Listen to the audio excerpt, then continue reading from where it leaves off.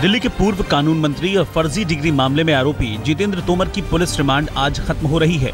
आज शाम तक पुलिस जितेंद्र तोमर को साकेत कोर्ट में पेश करेगी। माना जा रहा है कि दिल्ली पुलिस आज फर्जी डिग्री मामले की जांच करने के लिए एक बार फिर से तोमर की रिमांड मांग सकती है। शुक्रवार को बिहार के मुंगेर में जांच के दौरान जितेंद्र तोमर को थोड़ी सी राहत जरूर मिली। सूत्रों की माने तो मुंगेर के विश्वनाथ लॉ कॉलेज से तोमर के लॉ की पढ़ाई करने के सबूत मिले हैं। कॉलेज के रिकॉर्ड्स में उनका रोल नंबर और नाम मिला। हालांकि इससे पहले तोमर की ग्रेजुएशन की पढ़ाई का अवध यूनिवर्सिटी में कोई रिकॉर्ड नहीं मिला है। तोमर मामले की जांच में दिल्ली पुलिस ने 60 से ज्यादा लोगों से पूछताछ की। पुलिस ने तोमर को 9 जून को साकेत कोर्ट में पेश किया था, जहां से कोर्ट ने तोमर को 4 दिन की रिमांड पर भेजा था। इन 4 दिनों में पुलिस ने तोमर को फैजाबाद ले जाकर अवध यूनिवर्सिटी और साकेत कॉलेज के अलावा बिहार के भागलपुर यूनिवर्सिटी और विश्वनाथ लॉ कॉलेज ले जाकर पूछताछ की। अधिकारियों की नियुक्ति के मसले पर दिल्ली सरकार और केंद्र सरकार एक बार फिर आमने सामने आती दिखाई दे रही हैं। एंटी करप्शन ब्यूरो में बिहार के अधिकारियों की नियुक्ति के मसले पर एंटी करप्शन ब्यूरो के नए ज्वाइंट कमिश्नर M.K. मीणा ने दिल्ली के उपराज्यपाल को चिट्ठी लिखी है। मीणा ने इन अफसरों की नियुक्ति को गैर जरूरी बताया है। आज तक के पास M.K. मीणा की चिट्ठी की कॉपी है।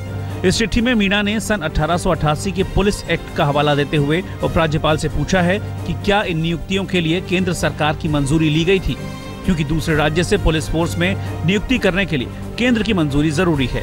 अगर मंजूरी नहीं ली गई है तो ये कानून का साफ उल्लंघन होगा। अब तक बिहार के 5 अफसर ACB में ज्वाइन कर चुके हैं, जबकि 2 और अफसरों का ज्वाइन करना अभी बाकी है।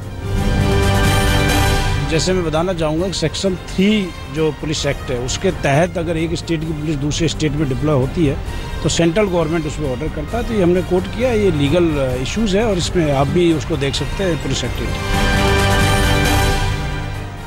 अफसरों की नियुक्ति के मसले पर इस नए घटनाक्रम के बाद एक बार फिर आम आदमी पार्टी, कांग्रेस और बीजेपी के निशाने पर आ गई है।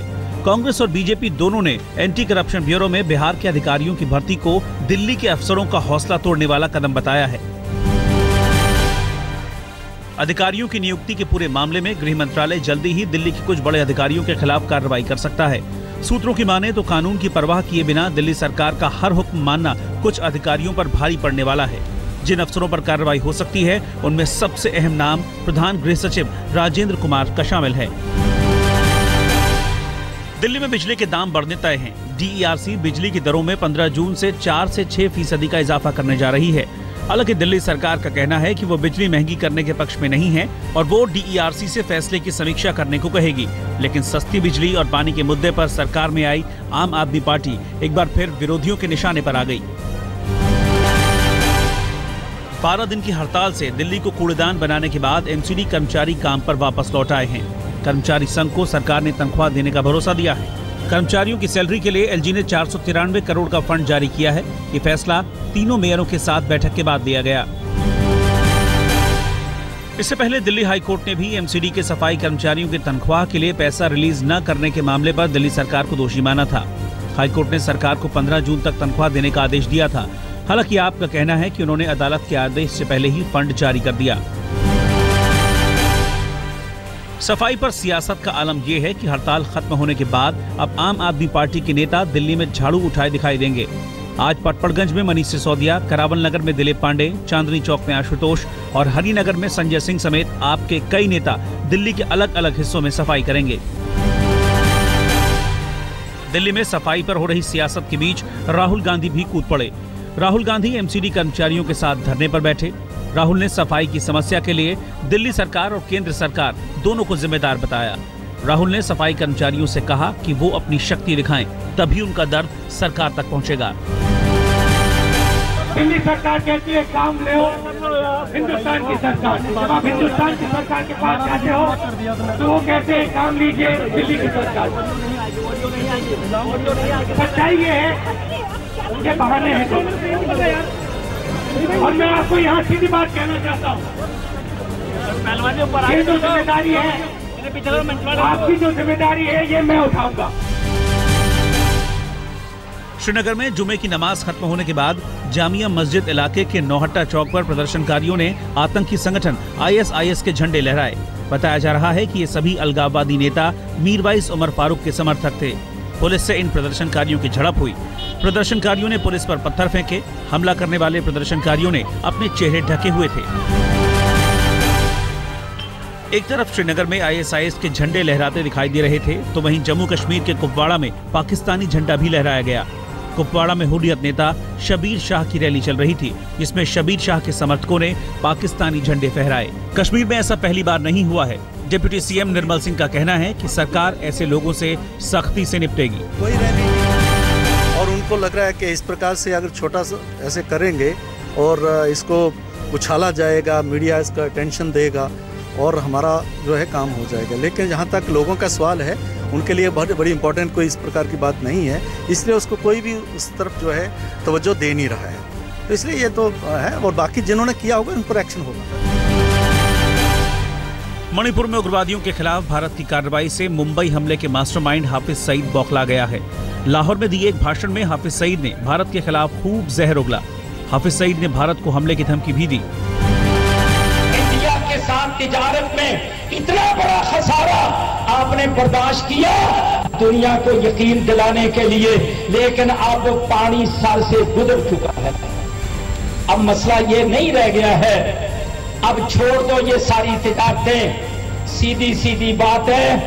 और भाइयों, ये एक खसलत है के सामने भागो, ये पीछे दौड़ के टांग पकड़ता है, और जनाब डंडा लेके आगे बढ़ो पड़ता है।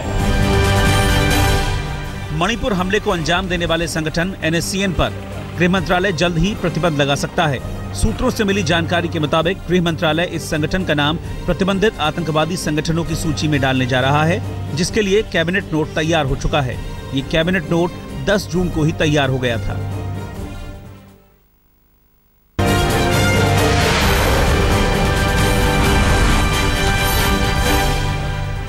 बीजेपी का मिशन बिहार संभालने की जिम्मेदारी केंद्रीय मंत्री अनंत कुमार और धर्मेंद्र प्रधान को सौंपी गई है।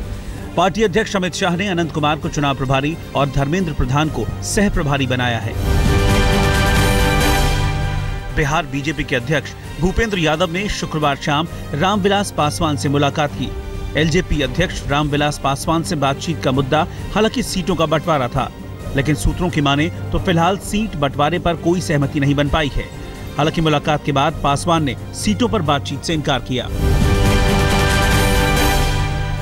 राजस्थान में बिजली विभाग की लापरवाही ने 18 जिंदगियों को खामोश कर दिया।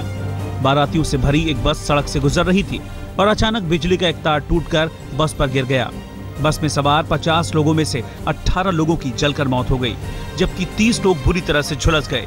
हादसा राजस्थान के टोंक जिले में पाचेड़ और सांच गांव के बीच हुआ। हादसे के फौरन बाद सरकार हरकत में आ गई। अजमेर में पुलिस अधिकारियों के साथ बैठक ले रहे गुलाब चंद कटारिया फौरन पुलिस अधिकारियों के साथ मौके पर पहुंचने के लिए रवाना हो गए। सरकार ने हादसे में मरने वाले लोगों के परिवारों को 7-7 लाख रुपए के मुआवजे का ऐलान किया है। वहीं बिजली विभाग के 2 इंजीनियर और एक लाइनमैन को सस्पेंड कर दिया गया है। जिनको इलाज के लिए मालपुरा रेफर कर सकते हैं उनको मालपुरा रेफर किया है। जिनकी डेथ हुई है उनको 7 लाख रुपए की घोषणा हमने की है। बाकी और परिवार को जो सहायता मिलती है सामान्यतः नियमों में मिलती है। इनकी विधवाओं को पेंशन मिलेगी, इनके छोटे बच्चों की पढ़ाई के लिए पैसा मिलेगा, इनकी शिक्षा दीक्षा का काम करेगी, सरकार के नियम है करेगी। पटना में हुए सड़क हादसे में एक बेकाबू ट्रक ने 2 बाइक सवारों को रौंद डाला। बाइक सवार की मौके पर ही मौत हो गई। घटना से गुस्साए स्थानीय लोगों ने ट्रक को आग के हवाले कर दिया।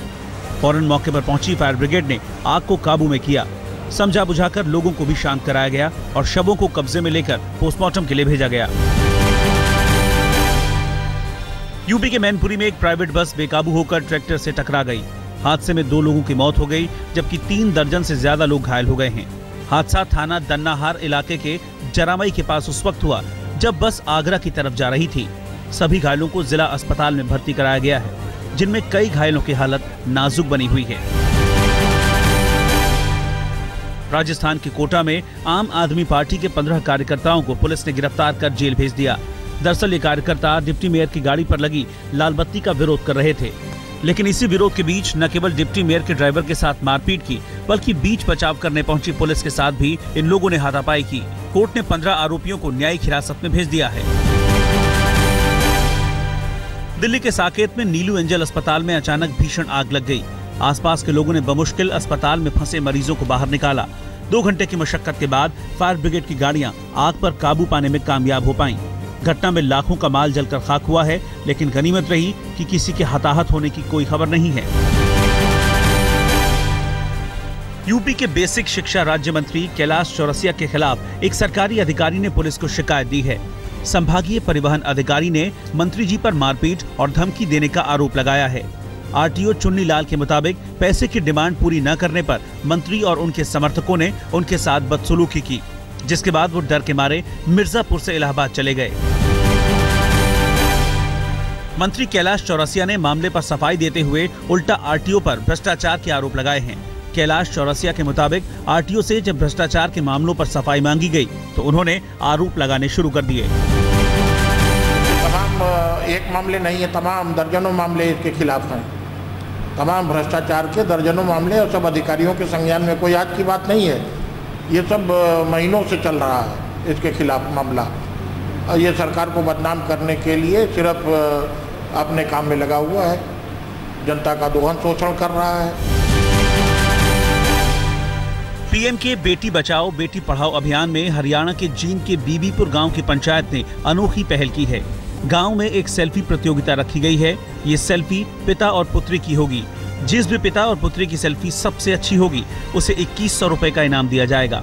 घोषणा के बाद से ही पंचायत के पास आवेदनों की भरमार लगनी शुरू हो गई है।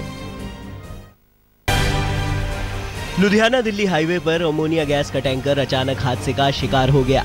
हादसे के बाद टैंकर से अमोनिया का रिसाव शुरू हो गया, जिससे करीब 26 लोगों को सांस लेने में तकलीफ के बाद अस्पताल पहुंचाया गया। अब तक इनमें से 5 लोगों की मौत की खबर आ चुकी है। हादसा लुधियाना से करीब 25 किलोमीटर दूर दिल्ली की तरफ दोराहा के पास बने पुल के नीचे टैंकर के फंसने के कारण हुआ। अवैध खनन के खिलाफ बिहार के रोहतास में पुलिस को बड़ी कामयाबी हाथ लगी।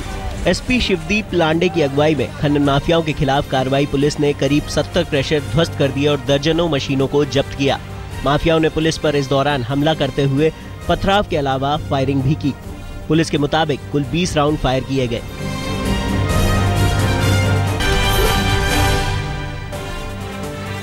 दिल्ली के निजामुद्दीन इलाके में बीती रात पुलिस और बदमाशों के बीच मुठभेड़ हुई, जिसमें एक बदमाश और एक पुलिसकर्मी घायल हो गए।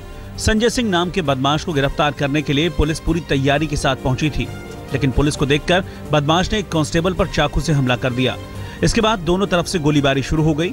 बदमाश संजय के बाएं पैर में गोली लगी, जिसके बाद पुलिस ने उसे गिरफ्तार कर लिया। छत्तीसगढ़ के बिलासपुर में डिस्ट्रिक्ट सेशन जज को जान से मारने की धमकी दी गई है। शुक्रवार सुबह 4:30 बजे जज के सामने वाली खिड़की में पटाखा फोड़कर एक चिट्ठी डाली गई, जिसमें उन्हें जान से मारने की धमकी दी गई है। पुलिस ने एहतियातन जज की सुरक्षा बढ़ा दी है और मामले की छानबीन कर रही है। गुड़गांव में एक वकील प्रशांत मेहदी रत्ता को पुलिस को रिश्वत देने की कोशिश के आरोप में गिरफ्तार किया गया है। वकील गुड़गांव के सदर थाने के एसएचओ को घरेलू हिंसा के एक मामले में रिश्वत देने की कोशिश कर रहा था, लेकिन थाने में लगे सीसीटीवी कैमरे में उनकी ये कोशिश कैद हो गई। पुलिस ने आरोपी वकील के खिलाफ मामला दर्ज कर लिया है। रेत माफिया ने नरसिंहपुर जिले के झांसी घाट पर अचानक फायरिंग शुरू कर दी। इस फायरिंग में 3 लोग घायल हो गए, जिनमें से एक की इलाज के दौरान मौत हो गई। दरअसल 2 पक्षों के बीच में रेत के खनन को लेकर झगड़ा होने के बाद ये गोलीबारी हुई। पुलिस ने मामला दर्ज कर लिया है, जांच की जा रही है। बिहार के गया में एक प्राइवेट स्कूल के टीचर पर 5 साल की मासूम बच्ची से रेप का आरोप लगा है। आरोपी टीचर ने स्कूल के शौचालय में ले जाकर बच्ची के साथ रेप किया। बच्ची के परिवार की शिकायत पर पुलिस ने आरोपी के खिलाफ मामला दर्ज कर उसे गिरफ्तार कर लिया।